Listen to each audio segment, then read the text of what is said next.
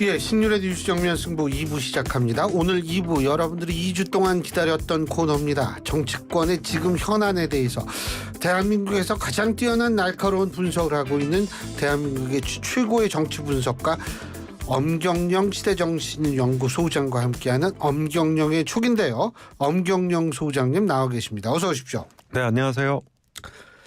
뭐부터 얘기할까요? 아니, 그러니까 한동훈 대표가 이제 한 달 됐다고 그러더라고요. 근데 물론 그러니까 우리나라의 언론이 성질이 급해요. 뭐 하면 100일, 한 달, 100일, 예? 아니 뭐 한 달이든 100일이든 좀 기다려야죠.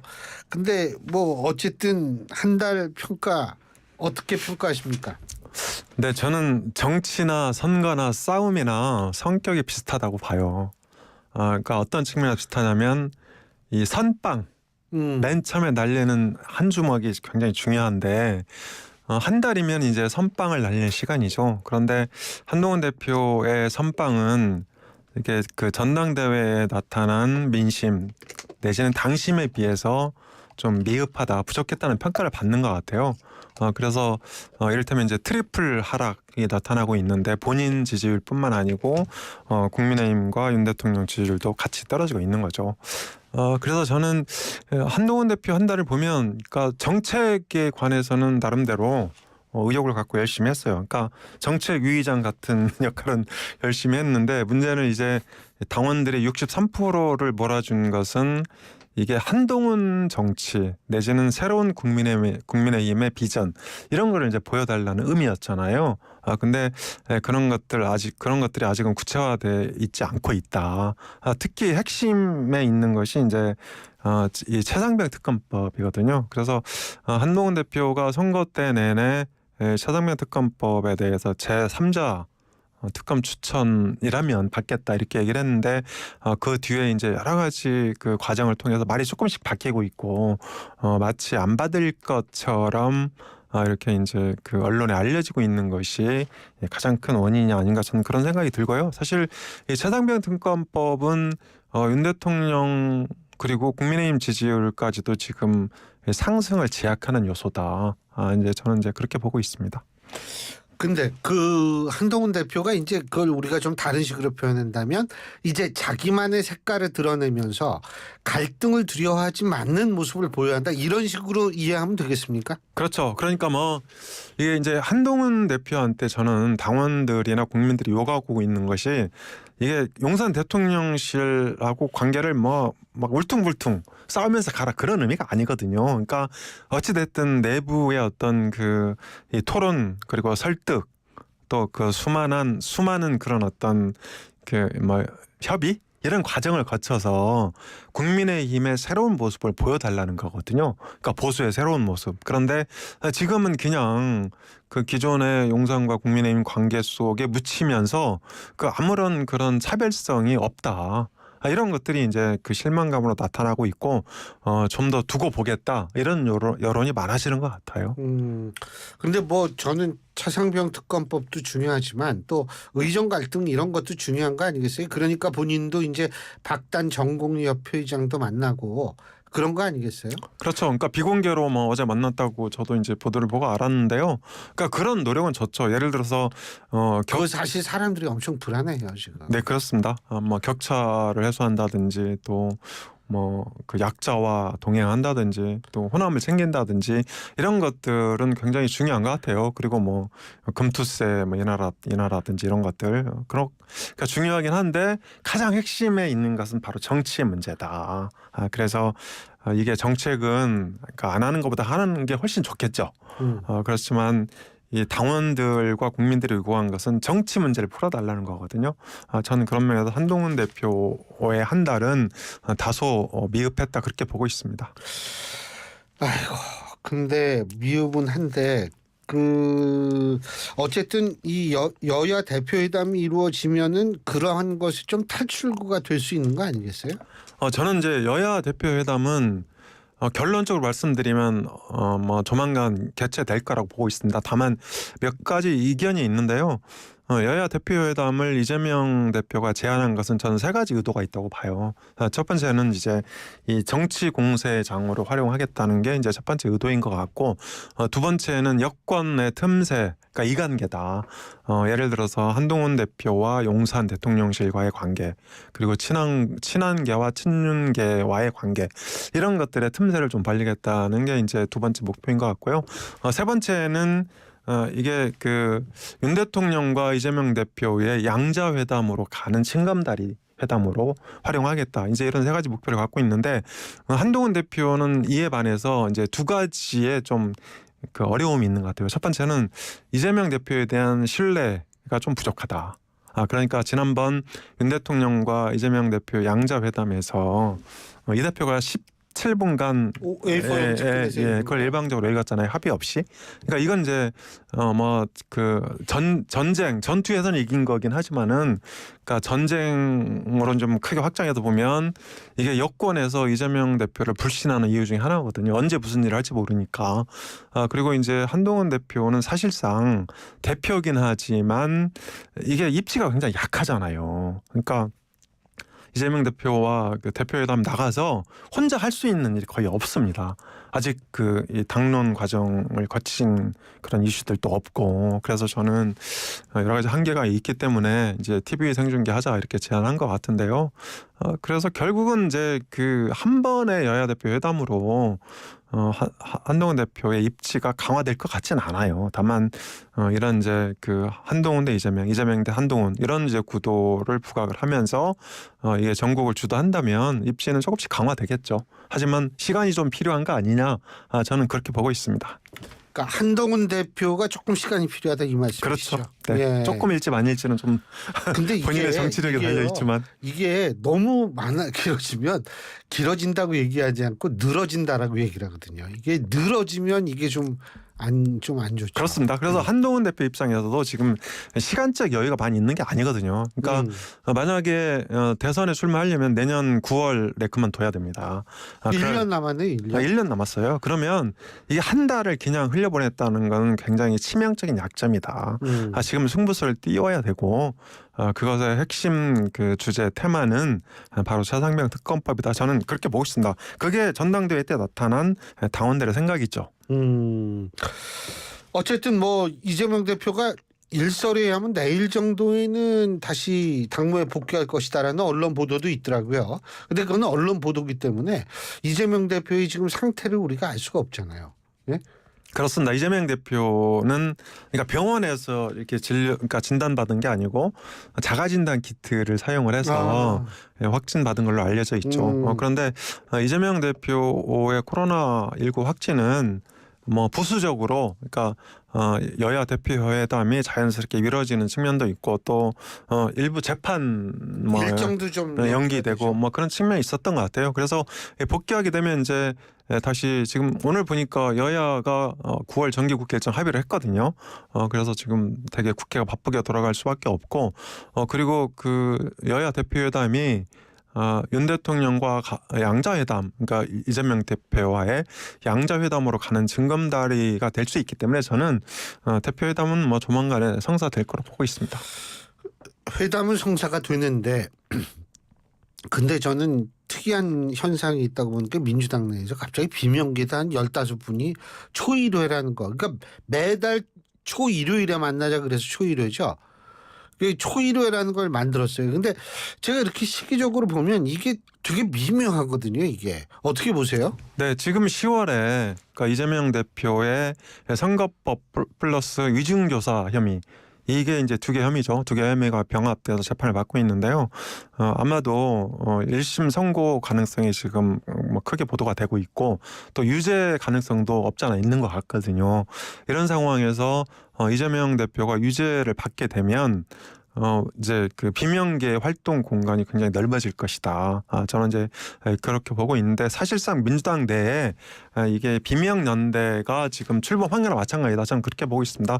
첫 번째 주자는 이제 김두관 전 의원이 전당대회에 나가서 이게 친명과 다른 목소리를 냈죠. 그리고 두 번째로는 이제 김경수 전 경남지사가 이게 복권을 받은 상황에서 본격적으로 정치 재개가 가능하고요. 그리고 김동연 경기지사는 상당히 오래 전부터 친문과 친노의 정치인들을 대거 영입하면서 마치 비명계의 캠프 같은 그런 이제 기능을 이제 경기도가 대신하고 있다 이렇게 볼 수 있을 것 같고요.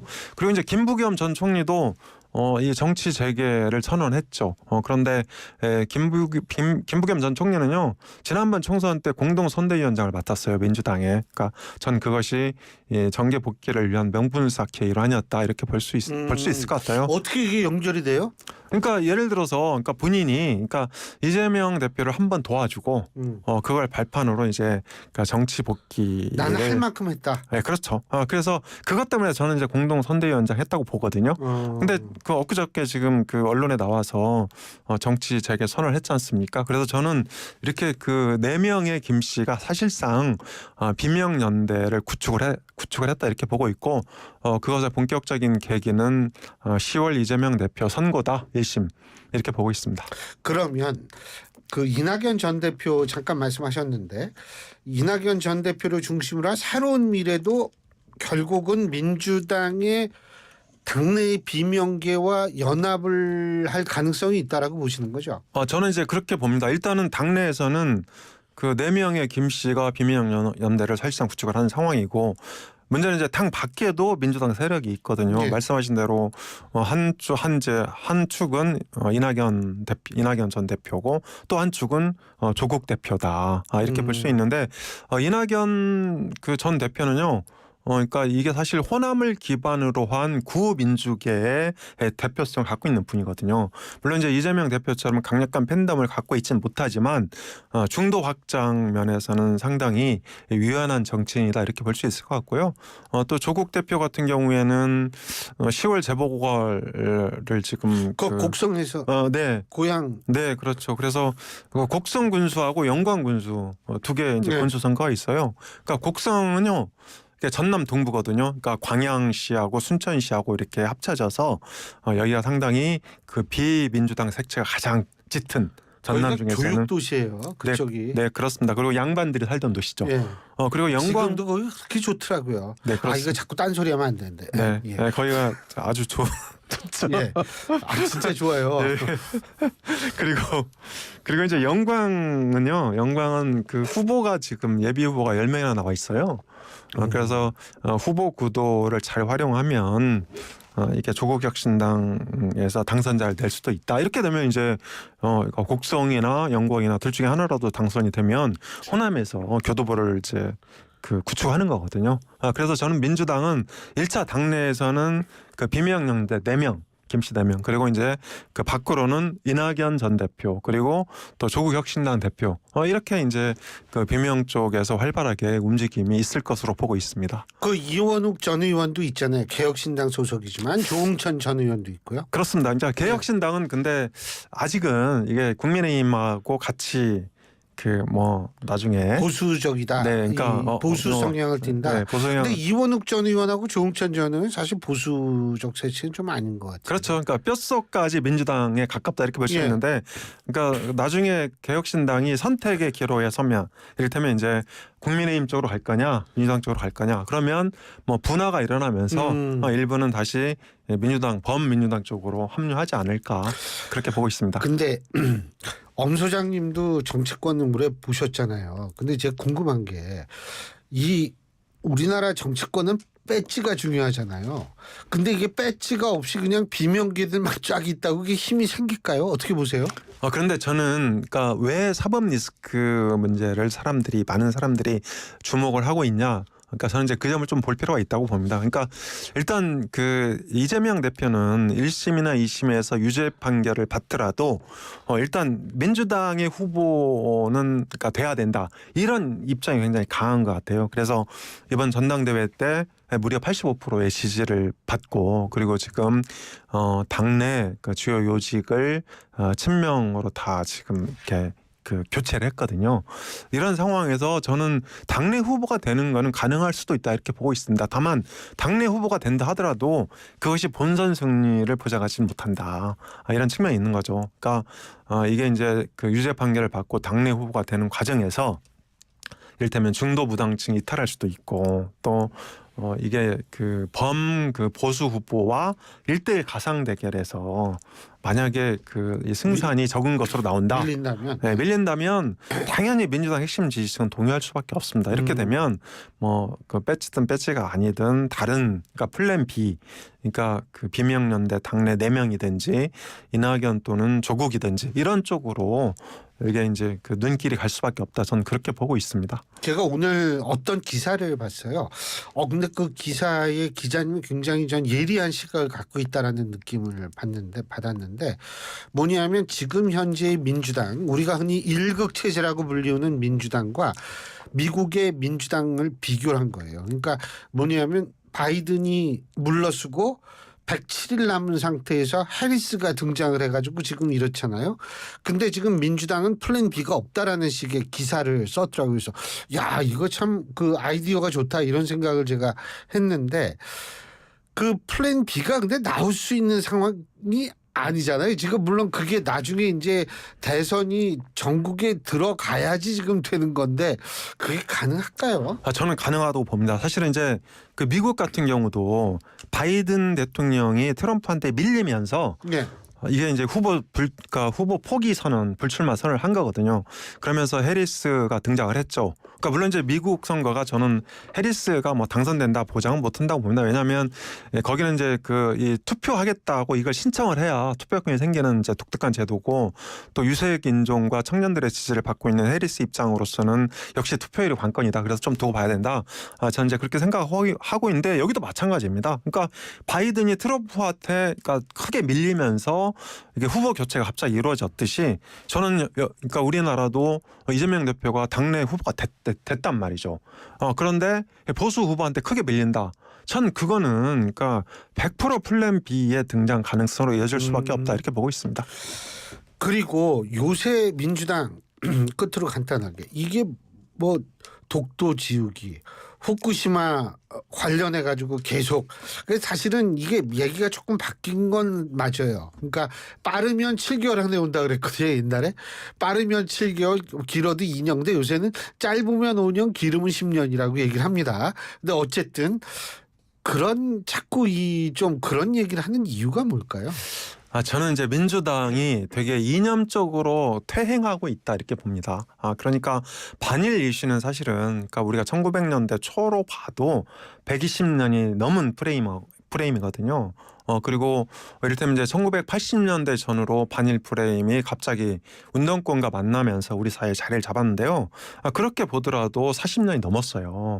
그런데 이게 지금 민주당 보면 그러니까 김대중 정부와 비교가 되는 거죠. 김대중 대통령은 본인의 임기 첫 해 1998년부터 2003년까지 5차에 걸쳐서 대중문화를 일본에 개방을 합니다. 그렇죠. 근데 네. 그것이 지금 토양이 돼서 지금 K 콘텐츠, K뮤, K팝 이런 모든 그러니까 K를 달고 있는 문화예술 콘텐츠에서 일본을 압도하고 있거든요. 그러니까 그게 바로 김대중 대통령의 어떤 개방적인 그러니까 대일 정책 때문에 이루어졌단 말이죠. 그런데 지금 민주당 보면 그런 김대중 정부보다도 훨씬 더 이게 좌편향 되고 있다.